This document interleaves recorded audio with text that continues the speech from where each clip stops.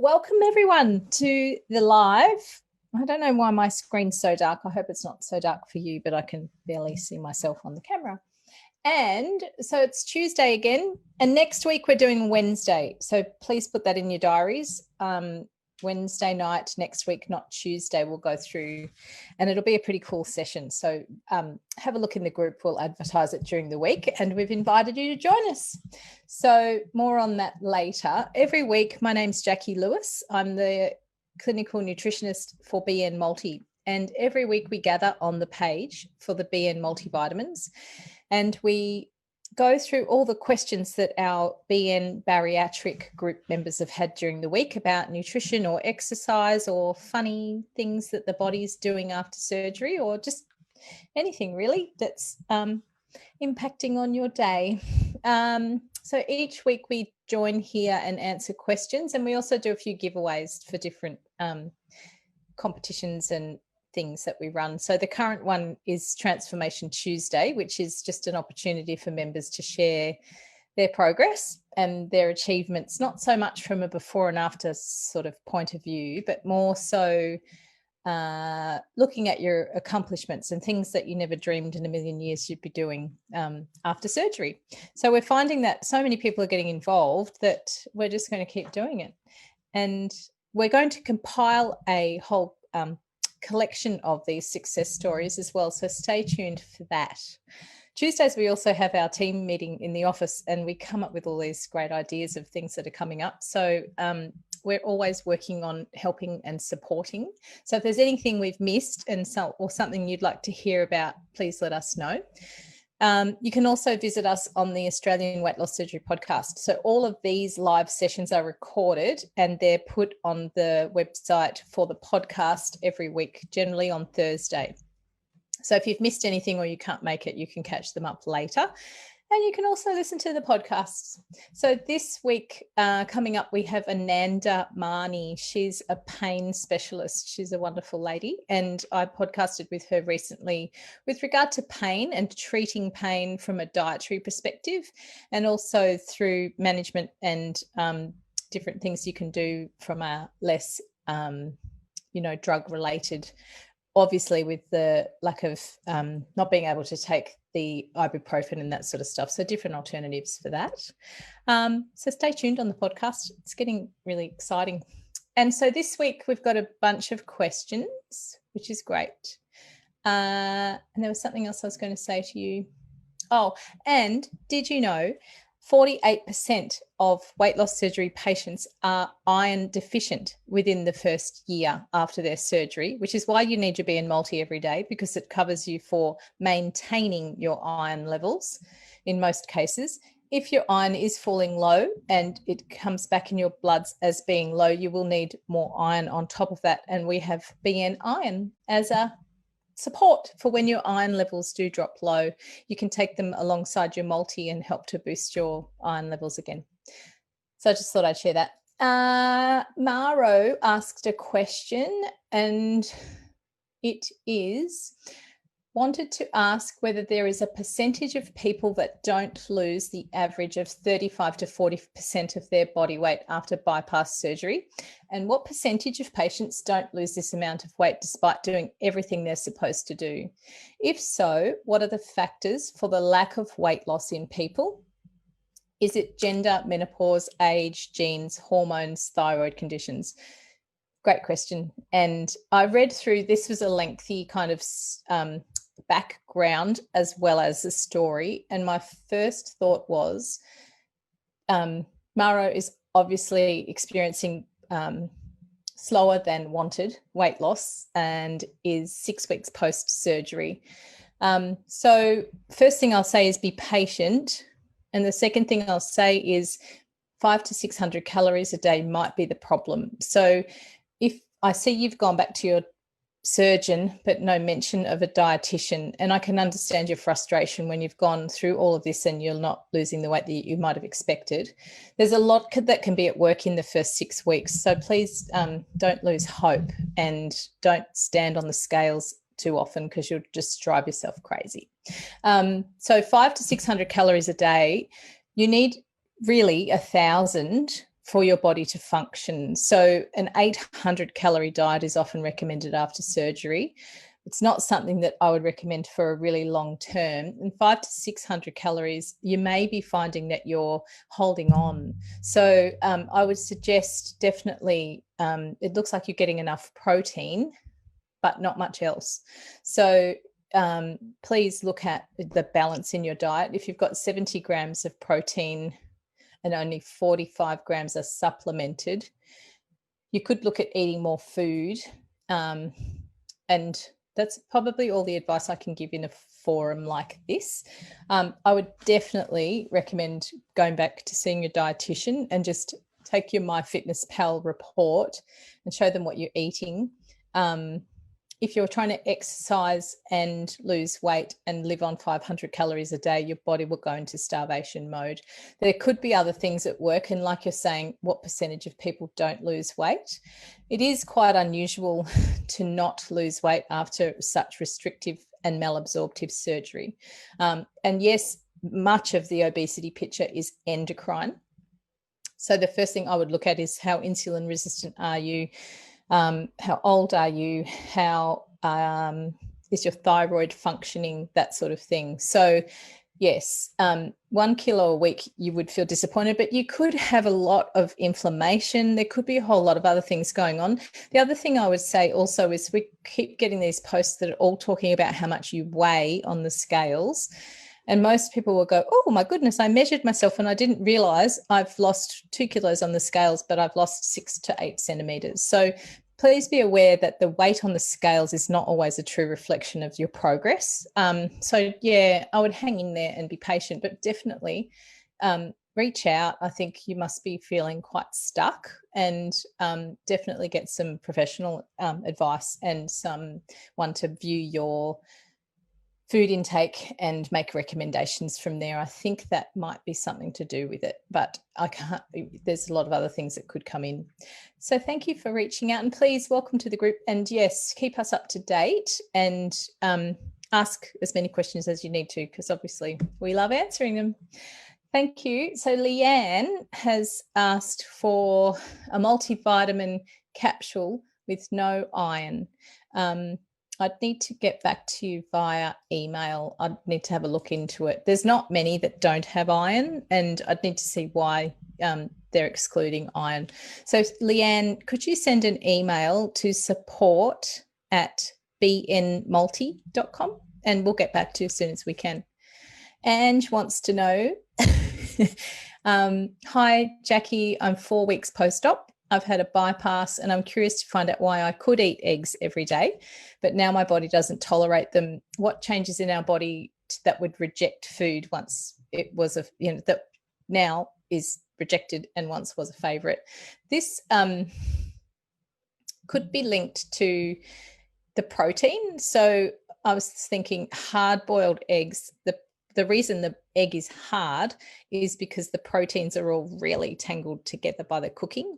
So in the early stages, you might find that softer, like soft scrambled and really loosely kind of scrambled or not so much cooked, means that the proteins are not knitted together so tightly, so that when they go into your body, which now has less acid and less enzymes to digest protein, that could be the key, and it could just be time. So it's also an early stage, the 4 weeks. But I would try that like really slow cooked meat that's falling apart, or really just cooked scrambled eggs instead of really hard boiled eggs, like tough egg white and that sort of thing. So looking at what's happened to the protein in the cooking process, how long has it cooked for and how hard is it, will give you an indication of how hard it is for your body to untie all of that, because basically the proteins need to be broken down into single units,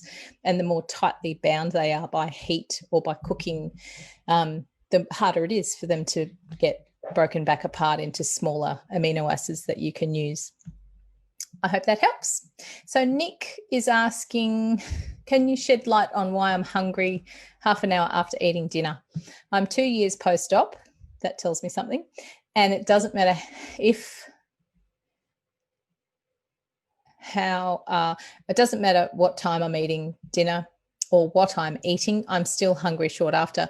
I wonder if it's just after dinner, or if it's after every meal. A couple of things come up for me here is that you're 2 years post-op, and yes, hunger will return a little bit kind of around that stage.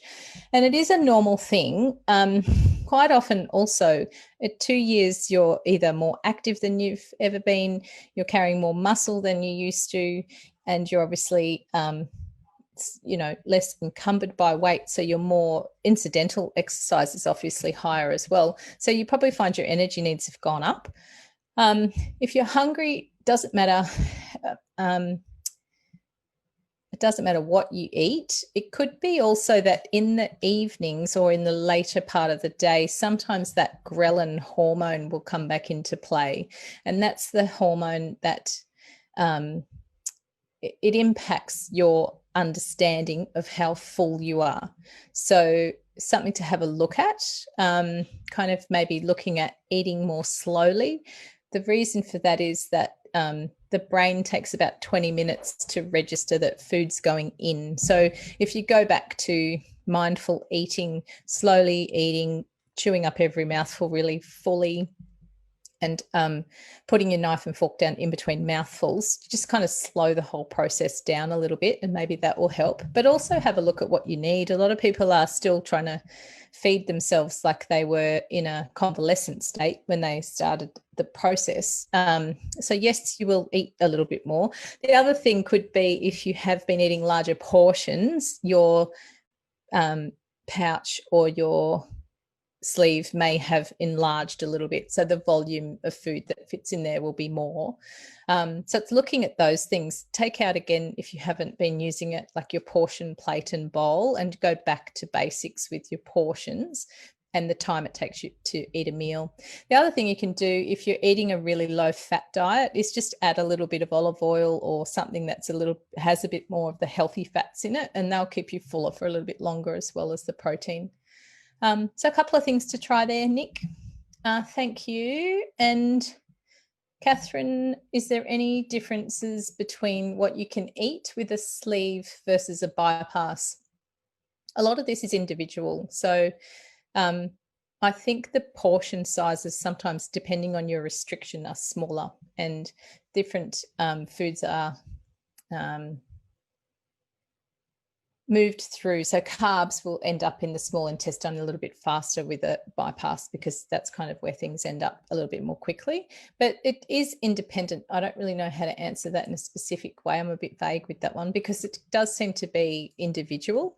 And with the bypass, though, you will find that the risk of dumping is greater. So you may find that things like dairy and sugars and that sort of stuff, there's a more high chance that there'll be reactivity to those foods, and that's due to the actual bypass, the mechanism of it, and the way that the food is digested. So it's looking at that. But yeah, generally a lot of it's individual. It depends on the environment that the food goes into. So if you've got a really healthy gut microbiome and you're eating unprocessed foods and everything's, going well, I can't see too much difference. But it is, again, some people after sleeve, they can't tolerate lactose, and some people after bypass are the same. So it is quite individual. Thank you. So Katrina, could you recommend with pain relief after when I get home, and your recommendations in foods once I get home, and what's your recommendations on vitamins? So you know what my recommendations are with vitamins. Take your BN Multi twice a day. Do the chewables directly after surgery. And then after that, if you want to change something, about 2 months later, you can start taking the capsules and some calcium. I do recommend strongly that you stick with a bariatric specific formulation like ours. There's many reasons for that. They're formulated for solubility and absorption, and they're also higher in the nutrients that you don't absorb very well anymore. So something from the supermarket shelf might have 3 micrograms of B12 in it, and the BN Multi have 500. So that's the difference in what you're getting. There's a range of differences, which I won't go into here, but they're all geared and based on the research into your nutritional deficiency risk after surgery. With pain relief, a lot of people try like hot packs and that sort of stuff just for more relief. After surgery, there's no ibuprofen. So this will all be, you'll be advised on all of this in the hospital. So they will guide you on that sort of thing. That's kind of not a question for me over this forum. And when you get home, also your dietitian might have given you some guidance. There's usually a regime they ask you to follow, which is like a 2-week, some do it differently. Some of it's 2 weeks of liquids and then 2 weeks of purees, and then on to solid food. We've got a lot of stuff on the website on bnmulti.com, which will help you with food ideas. We've got 2 free downloads. If you go to the website, you'll find the bariatric recipes tab. And in there's a couple of ebooks. I think there's about 5 books you can download that help you, but one of them in particular is for that early stage when you get home from hospital. I do think it would be great if you could get some input from a dietitian if you haven't. And just the questions you're asking makes me think maybe someone, maybe there's not a dietitian on the scene. And I'd recommend that it'd be great to make sure that you're, all hands on deck right from the start. So do make sure you have a bariatric multi and start it straight after surgery. Some people start it beforehand, and just to make sure that your nutrition is right on point before you have the op, and it will help with your recovery. A lot of the vitamins that are provided in any multivitamin will help you to recover. Ours have specific formulation that are boosted in some nutrients that are risk of deficiency after weight loss surgery, either sleeve or bypass. So I hope that helps. Katrina, if you don't have a dietitian and you'd like to be pointed in the right direction, just send us an email at support@bnmulti.com. We'll find out where you are and we can connect you with a bariatric specific dietitian if you don't have one already. Vicky, thank you. Vicky, I finally got to goal weight for my total knee replacement surgery, 2 weeks post-op. I can't exercise yet. I'm a bit worried about gaining weight through this rehab phase. Any ideas would be greatly appreciated. I would focus on recovery, and the rest will fall into place later.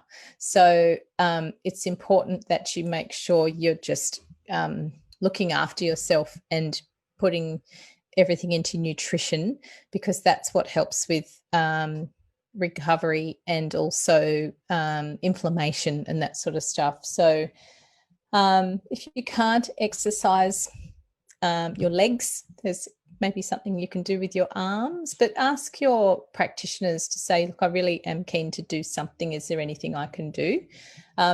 Total knee replacement, it's a hard one because rest is best, and they do get you up a lot more quickly than they used to.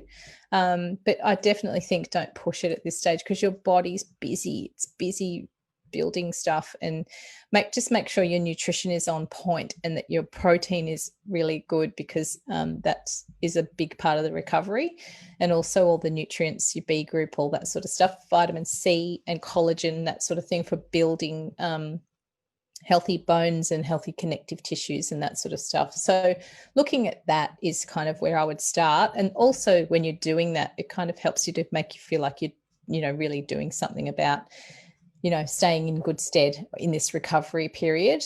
It won't be long before you're up and around. It's quite incredible that you can have such a surgery and be back on your feet pretty quickly. So patience is a virtue.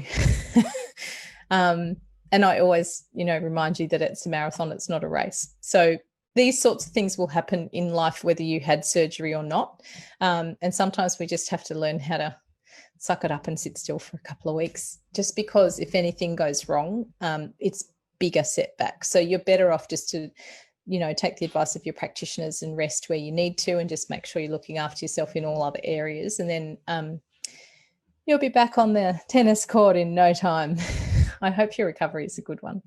So the other thing I wanted to go through this week was we talked in the group about what have you all read, listened to, watched and experienced that was really instrumental in supporting you on your weight loss surgery journey.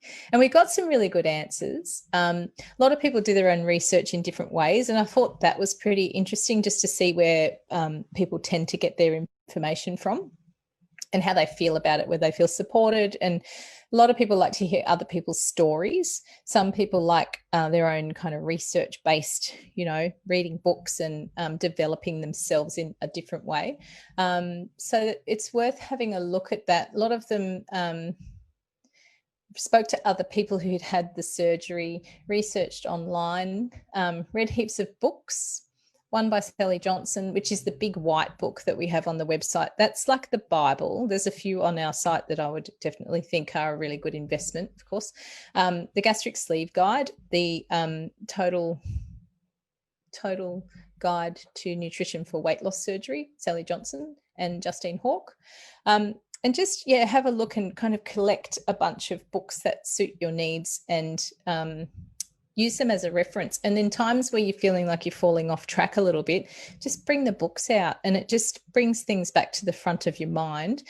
Groups on Facebook are good for that too, because everybody's sharing what they're doing and they're talking about food and they're exercising and they're doing new things. So that's also a good motivator. The key to your success is keeping things in the front of your mind and always learning something new. So, and working out what works for you, basically. Someone else was saying they spent a lot of time in Facebook groups reading everyone's experiences. That's good. It gives you a kind of rounded, some groups give you a good rounded idea of how it can be.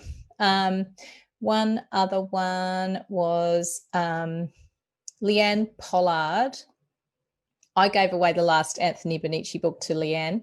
If you can find the post in our group about what books inspired you and where did you get the most information from, find Leanne's post, because she took the time to share everything she's done, which is extensive, but she must have spent, I don't know, 20 minutes to half an hour writing it all down. And I thought that was just a wonderful show of support and camaraderie for other people who are going through the journey. And all of her ideas were good ones, and they're all from very sound sources as well. So I contacted her during the week and gave her the last Brain Blinkers book from Anthony Bonici. And just to thank her, I think it's great that some people are really stepping up and sharing with other people. And if, I'm the same, I think if we can short track anyone's journey, why wouldn't you do it? So wonderful. Good on you. Keep up the good work. And then last but not least, we have the winner of the Transformation Tuesday this week. Guess what you get? Check this out. It's huge. Can hardly lift it. You can hardly see it. There it is. It's a bag of BN Pure Pro. So it's 900 grams of protein. I think it should last you a few weeks. It is pure WPI, and that's whey protein isolate. The reason we use this particular form of protein is that it's one of the most highly available forms, which means it's used by your body really easily without doing too much to it. It's great for fat loss and it's great for muscle retention. So when you're in a lower caloric intake on a really regular basis, something that can happen is that you can spare the wrong tissue. So you might be losing weight, but you could be losing muscle if you're in a starvation state. So your body will let go muscle and start storing fat. This stuff helps to make sure that that doesn't happen. It's geared to retain muscle and help with fat loss. We like it. So you can add it to food. You can sprinkle it on your cereal. It's not flavored, so it is a bit more versatile. You could add it to your protein, to your banana bread or your muffins and that sort of thing, or you could make a beautiful smoothie with it, maybe mix up some berries and some yogurt and a scoop. So basically every scoop is almost gram for gram protein. So if you add 30 grams, you get about 28 grams of protein in there. And it's got no sugar and nothing else added. It's not full of hydrolyzed things that have been messed with. by the chemists. So the winner is now, I've got it all, pumped it all up, and I haven't told you who won. So the winner of this week's Transformation Tuesday is Katrina Crow. And Katrina's made it to 2 years post-op. She's lost 35 kilos, which is incredible. I feel so much better and so much happier. It's the best thing I've done. So, and the photos speak for themselves. Hang on. I think I can share my screen. I learned how to do this during the week. Watch me. Not stop live stream. No, normally where the advanced settings are, it becomes the button to turn off the live streaming, and it usually is where I can access the screen share. So I do apologize. You'll need to check it out in the group. So congratulations. Could you please send us, Katrina Crow, could you please send us an email with your address to support@bnmulti.com, and we'll send you out your whopping big bag of free protein. So I'm just going to check and see if anyone's had any questions during my ramblings. I've got so many notifications I can't get past them.